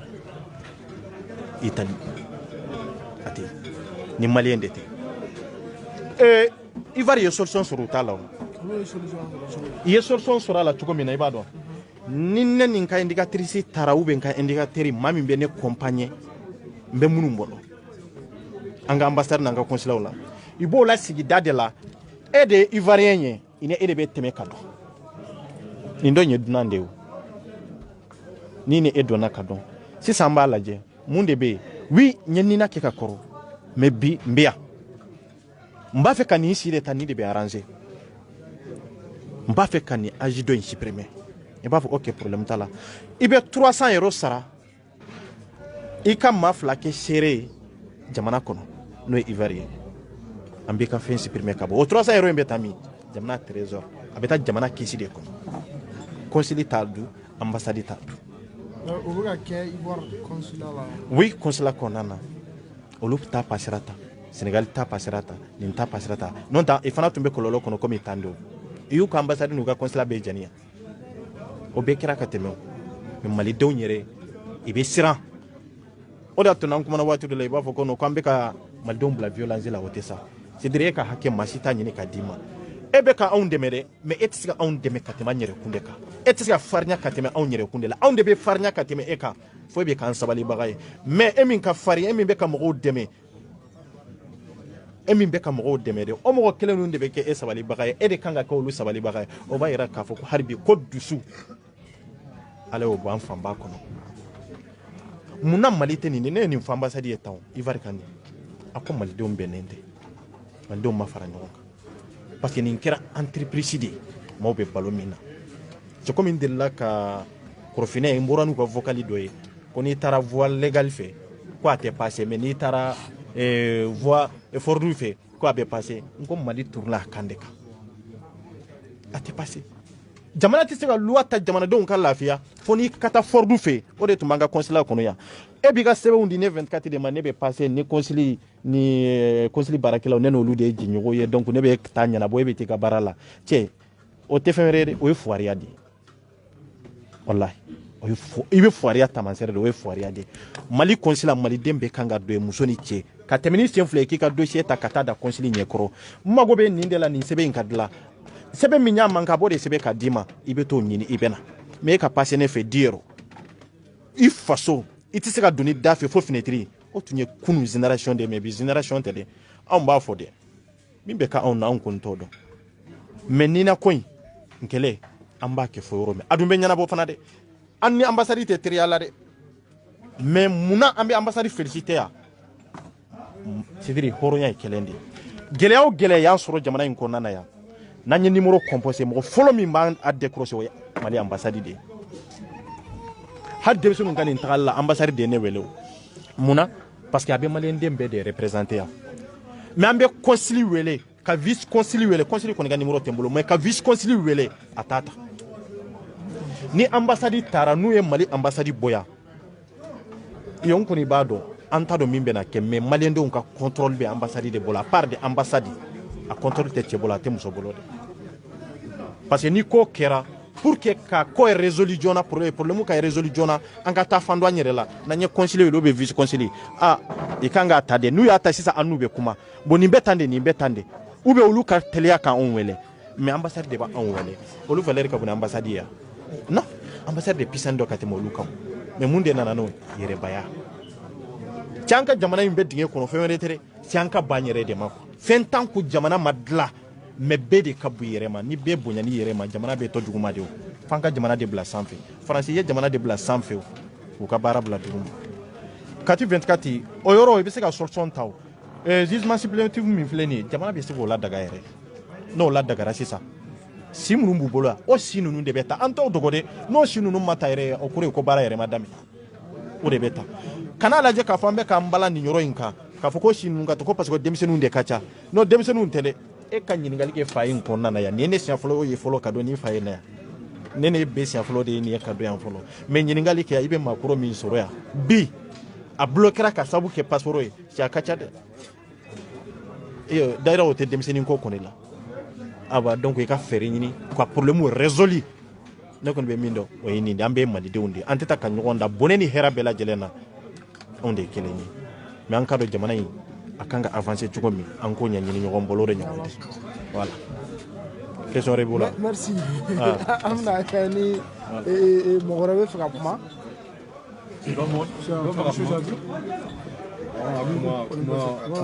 kuma janba tɛ d'accord vas-y salam alaikum kati 24 an b'i fo i y'an reçoit c'est très bien alors n'an bɛ kuma actualité kan bibi na actualité min bɛ yen parce que an fana an bɛ baara kɛ radio so la actualité min bɛ yen sisan guerre de bɛ maghrébins cɛ Algérie ni Maroc m'a dɔn a dɔw b'a fɔ k'an ni nin tɛ ɲɔgɔn ye sira la mais ne b'a fɔ pourquoi c'est Algérie Maroc Tunisie u ni Faransi bɛ ɲɔgɔn na diplomatie kunkanko kan quoi c'est-à-dire que u ka étudiants mana na kalan na donc u b'u ban ka segin ka t'u ka dugu la donc France État donc ils étaient obligés ka u bɛ pourcentage ka diviser en deux 50% donc olu de bɛ fɛn sɔrɔ quoi olu de bɛ yan visa sɔrɔ pour ka na o débat actualité c'est avec un tasuma do France ni arabu dugu cɛ pourquoi parce que u fana u ko k'u t'u ka jamanadenw kɔ bila ils sont obligés de soutenir quoi ça se passe actuellement ça c'est-à-dire à un moment donné au don entre fin consulat là moi je disais que les dirigeants maliens sont d'une ignorance encyclopédique d'une idiotie chronique et quelque part d'une imbécilité chromatique une imbécilité là c'est pas une insulte hein. C'est imbécilité il y a donné un maintien quoi voilà mais exemple kelen dima comme il y a voyage d'âme il y a passeport malien bibolo mais exemple dima en pleine moi peut-être dobe passeport français bibolo et malien ta mais exemple kelen dron dima o frappant moi ni vais voyager ne passeport français bibolo biométrique comme il Mali tagara togo moi je te promets à la police des frontières t'as des portes et portails automatiques bébé passeport là ça t'ouvre les barrières automatiquement an ga Mali passeport ko passeport diplôme et fin le biométrique mais moi Mali ministre d'obé moi nous venons galama ou aller retour ils ont des passeports mais nous nana police frontière là obligé vous présenter tellement il y a mon dans l'inter Mali passeport là c'est pour te dire je te promets et ça c'est une réalité qui est implacable même le passeport malien ou ministre du passeport diplomatique ils sont obligés de nous passer à la police des frontières ou à contrôler alors quand tu as un passeport que ce soit belge français il vient à droite barre là il va d'aller il va taber tani mago je te promets mais exemple que le dit moi j'étais à Dubaï il y a pas longtemps voilà n'était à Dubaï il y a pas longtemps à Dubaï j'avais mes deux passeports Yanta et Malita le gars est douanier, il m'a un endroit un contrôle avec un passeport contrôlé, un empreinte avec un niera là. Vous savez, à Sigale non non. Entre temps, ne yanta bodron à ira là. On passera crème même à Donia, madame Mignon fait qu'on a une dame comme un temps perdu. Donc c'est pour que ne bega parce que ame voyager, bega ira comment Mali a passeport be tugumna et en plus bega gela wa tugumna. Premièrement bega comment bega foko demseno dobushi là. Moi je suis les joueurs, que ce soit les joueurs maliens, en tout cas la plupart des joueurs africains, ça me baragara de so fanana. Et moi va foko africain me dobushi là. J'étais premier africain qui était sur l'Amérique. Anya Kachamambari. Obe bureau dobushi là, c'est pas crime comme tu as dit tugumna. Le dobushi là pour que la Nindori ça va dire pour que avancer. Na forasa Jérôme Tessigué Ballondana. Hein? Avec Fogo détection, c'est à partir de 17 ans. Il t'a sur le Dobé à Fort-le-Nou, il a 23 ans. Donc, au fond, il va sur à Dobé, il est fort, il a 23 ans, mais détectant 18 ans. Il est obligé de passer ce fait qu'à Dobashi pour qu'il passe détection tellement il est doué, il est pétri de talent malade. C'est qu'à gère l'équipe nationale en était dans d'autres là. Mais Tchamamé, nous en parler passé à Okumu on a là, ils font ça quoi. Et même à Mali là, et CNT, à la définition du main, comité non conseil de tradition olula mo il y a compté moi je le sais ça mais moi c'est pour que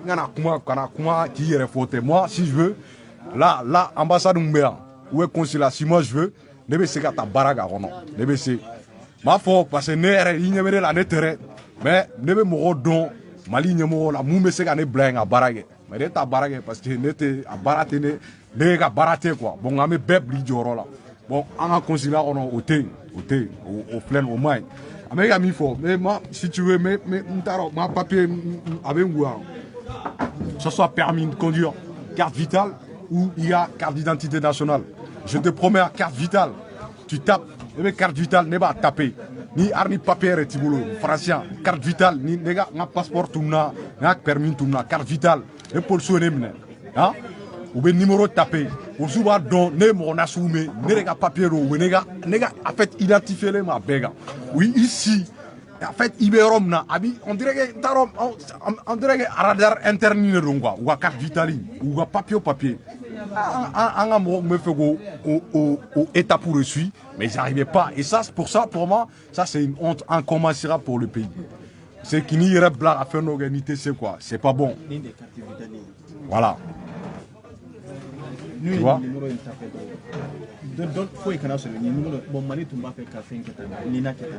Et ça échouera quoi. Donc ça échouera et pour moi c'est Kololo Mundo avait comme Kassim il a dit, comme Amounou Amé Mobili tout le temps à la chapelle porte d'Aubervilliers. Il est bon, alors fait comme il en a d'où il a visité. Il est bon le périphérie autoroute, il est bon à chaque fois sortir t'as des faits, t'as des ronds-points. À chaque fois il est mort jolé oui délit là. C'est pas, c'est mon gars santé, Malien Moulin. Moi je te promets, Malien Moulin. T'as des mecs où Bamananga, où Tolunga fille, parce que ou Degunano. Comme Arras il a dit, il y a ni papier Tivolo, on dirait que dans sans parent d'Igniga, ni papier Tivolo Duguna. On y a des manifestations jolies. Hein? On y a des manifestations, on y a des canal de l'Israël. Ne de ira Kassim c'est vrai min bena la utala ne yɛrɛ de ira chef la anu be ɲɔgɔn sɔrɔ manifestation na mais ye finiw changer cogo min na ne bɔra kalama quand on voiture kɔnɔ an ka mobile kɔnɔ dɔrɔn an nana yɔrɔ min dɔrɔn i nana dɔrɔn k'a fɔ ko wa ko an ka dɔnni an ka dɔnni ne y'a ɲɛfɔ Kassim ɲɛna y'a kɛ cogo fɛn fɛn na ne bɔra a bɛɛ kalama ne y'a bɛɛ fɔ Kassim ɲɛna o siɲɛ wɛrɛ ko an k'a lajɛ o siɲɛ filanan tugu o mɔgɔ kelen minnu tugu i nana sira la tugu k'a fɔ ko an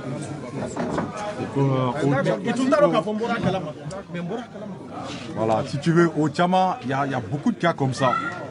Donc ça, pour moi, ni Mali, comme il a dit, c'est une honte pour le pays, quoi. Tous les jours, au Mali, on est beau, quand on manifesté place ou là, juste pour ou à papier, rien en fait. Ça, c'est un truc que tout Malien a droit, papier, passeport, on a tous droit, tu vois. Mais comme il y a la délit, ou la solution, on fait très rapidement, parce que comme moi je vois, moi j'ai des copains où bloquer le nom juste à cause de ça. T'as des mecs qui ont perdu leurs parents, décédés dans le pays là, juste à cause de ça. Donc c'est, pour moi c'est fin de minte bien quoi. On a mes corofos, on a mes micros di moré, inchallah. Merci beaucoup.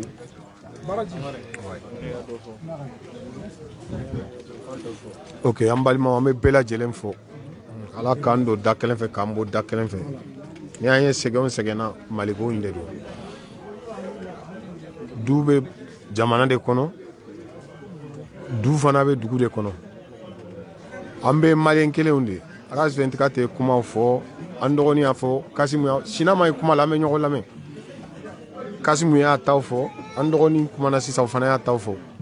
Donc an bɛ min fɔ sisan an bɛ delili de kɛ sinon an bɛ fɛn caman témoignage kalama dugu in kɔnɔ yan dɛ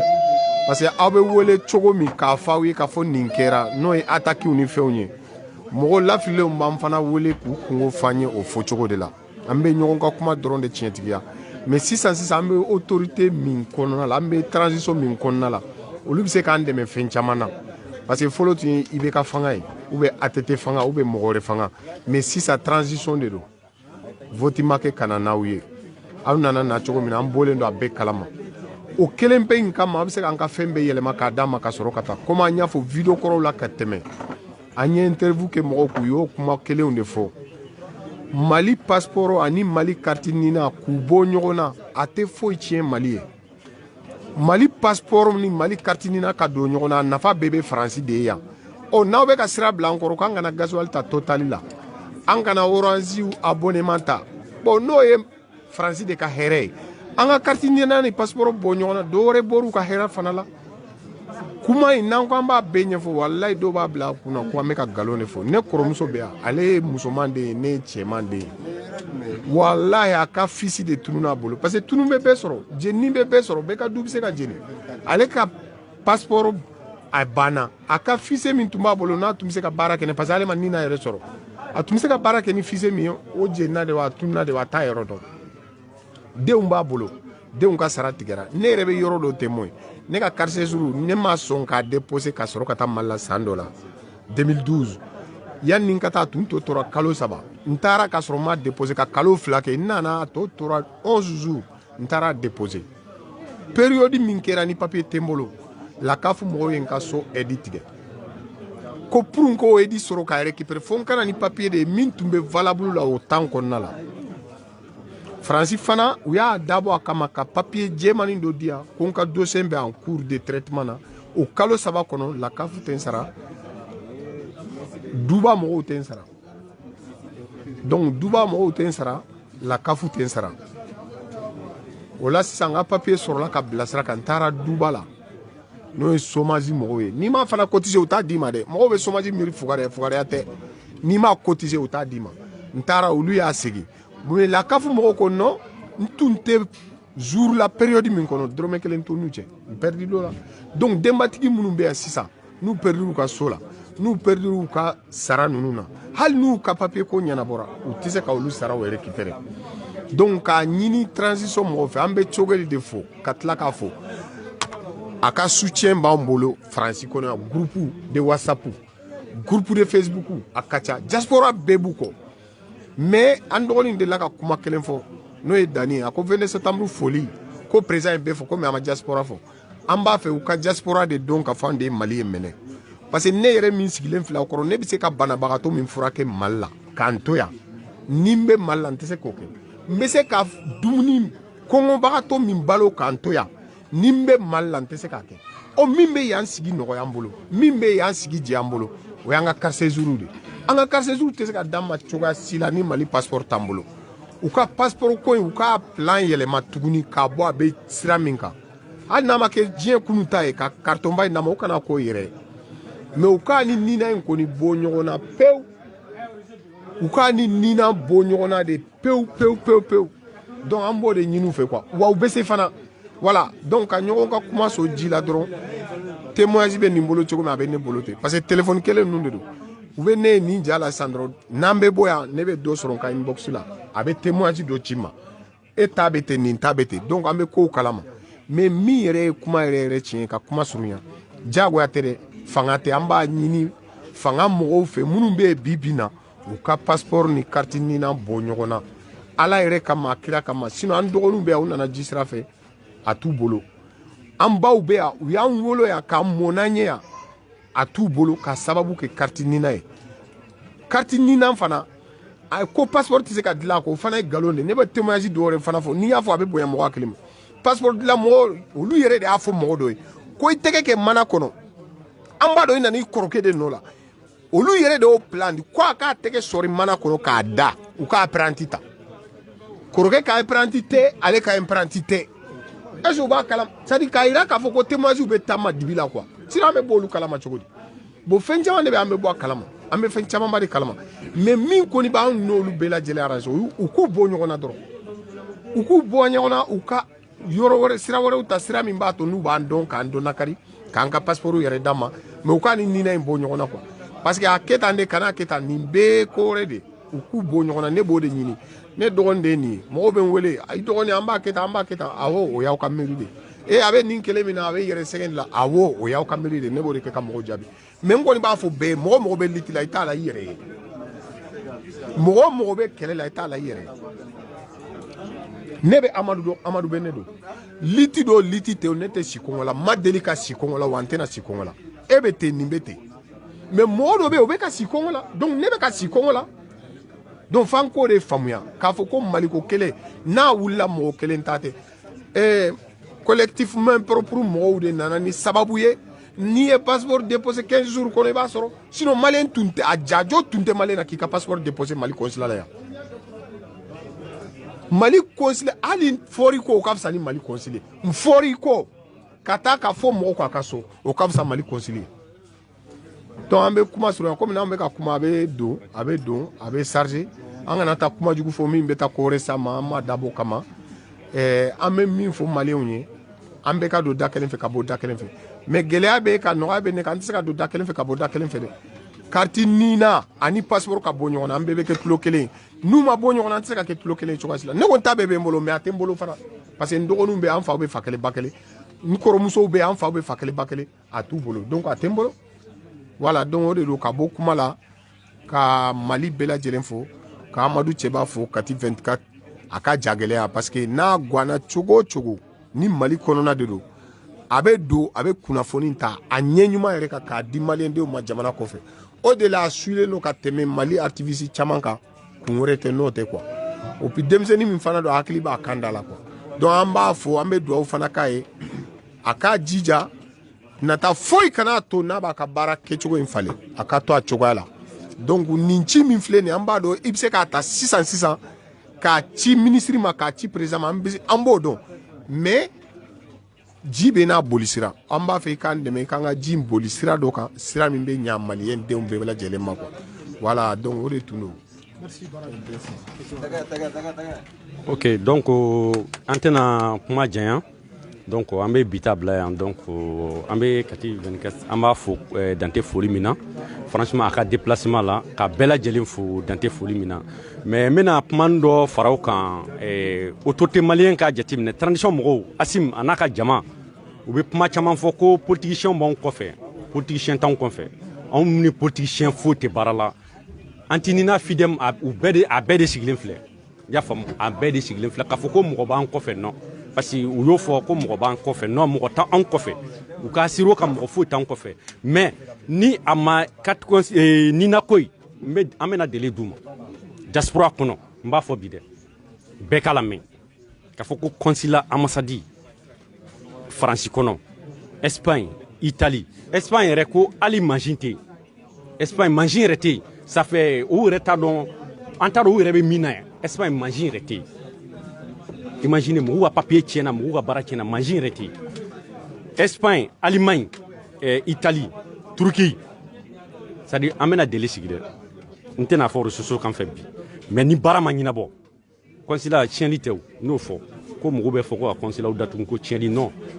ne y'o de fɔ ni wulila n'an wulila don min ni ka jama consulat ninnu bɛ fermer baarakɛlaw n'u bɛ taa Mali ka taa an yɛrɛ b'a ɲini sa ni passeport n'a tɛna ɲɛnabɔ bɛɛ ka t'i ka passeport ɲini Mali la parce que mɔgɔ min bɛ yan ni passeport tɛ ka sɔrɔ o dun bɛ yan nɔ donc jama bɛ ka ɲɛsin u ma donc an bɛ consulat datugu a tɛ kɛ ni tiɲɛli ye o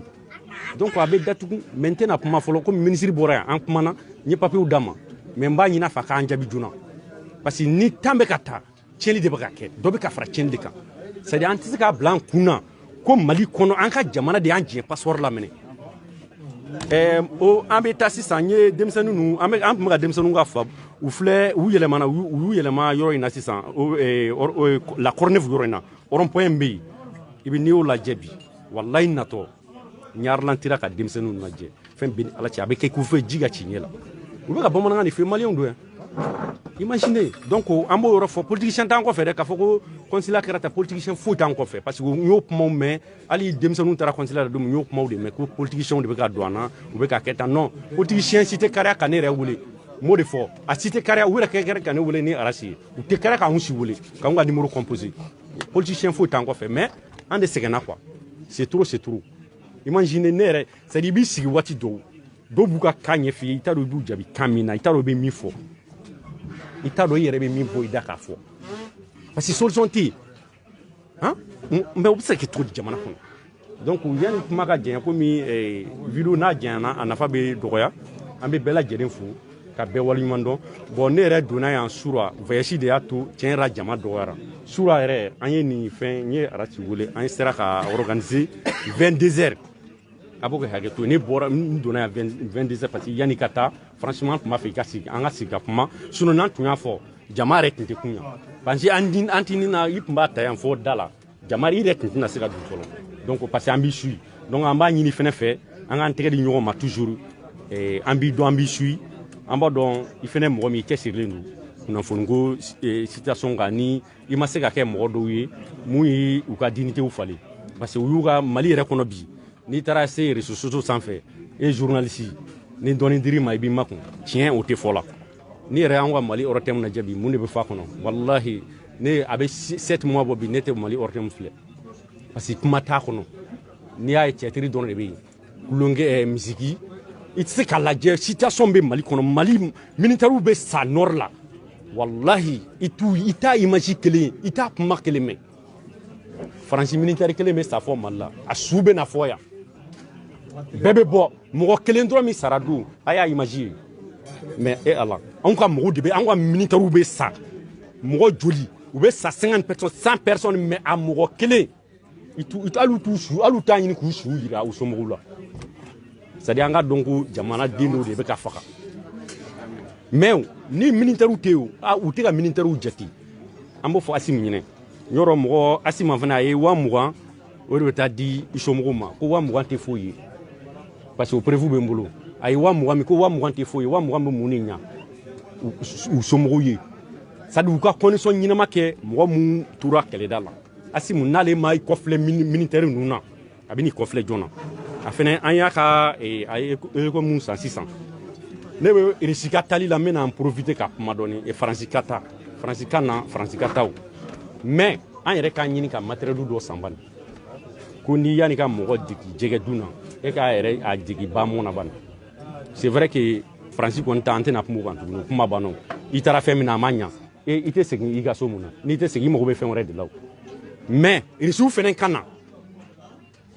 Irisiw ka na u kana mɔgɔ militaires ninnu former ka tila ka matériel d'a ma an mago bɛ ka militaires yɛrɛ de ka sigi u ɲɔgɔn na parce que militaire tɛ yen u bɛ denmisɛnninw de bila 6 mois formation de bɛ taa nord la mɔgɔ mun bɛ 6 mois formation dɔrɔn de kɛ u dɔrɔn de bɛ nord la dɛ i y'a gendarmew bɛɛ bɛ ka sa nord la sisan o tara militaires taara min mɔgɔ mun dama mun sara kati 24 a bɛɛ gendarmew de ye 6 mois formation mun ye 6 mois kɛ denmisɛnninw mun fɛn fɛn bɛ ka sa wallahi a bɛɛ de 6 mois formation ka t'u bila 6 mois la formation na fantandenw sinon waritigidenw bɛɛ bɛ Bamakɔ ye o bɛɛ bɛ yen nɔ donc an bɛ kuma bila yan kati 24 an b'i yɛrɛ fo ni kuma laban min b'u bolo donc an mago b'i la 24 heures sur 24 heures merci. an bɛ bɛɛ lajɛlen fo merci. ouais bon kati 24 ne kɔni b'a dɔn sisan kɔni an tilala mais e de y'i tɔgɔ da ne la wa ne de y'i tɔgɔ da e la ayi non a lajɛ kosɛbɛ dɛ a lajɛ kosɛbɛ dɛ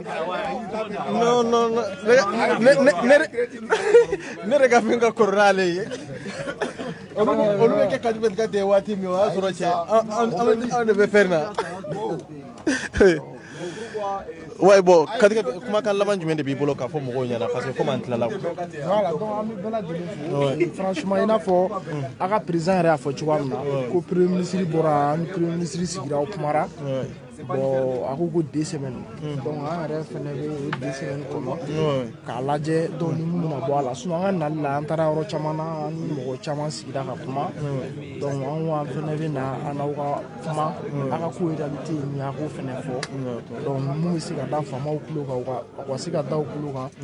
ni solution b'a la o solution fɛnɛ ka ɲini sinon a problème tɛ se ka to nin cogo fɛnɛ la quoi a mana kɛ cogo cogo solution dɔ de bɛ ɲini a la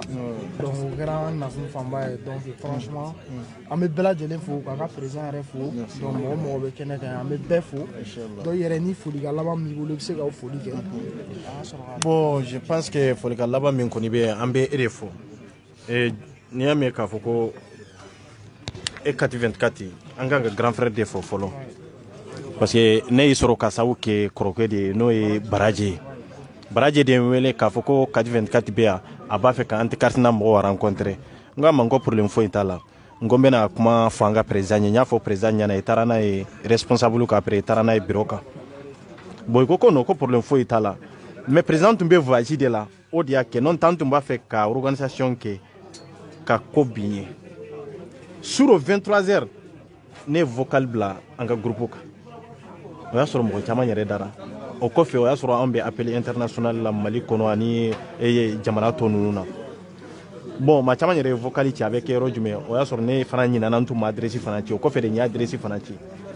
bon anu mauna ma sigi o dia to bi inya be ni jama be ni tede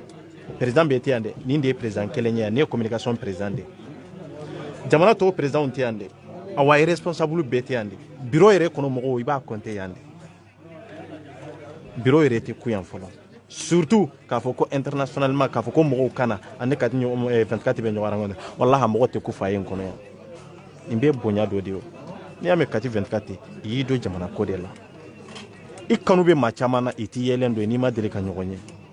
me keri yere de ko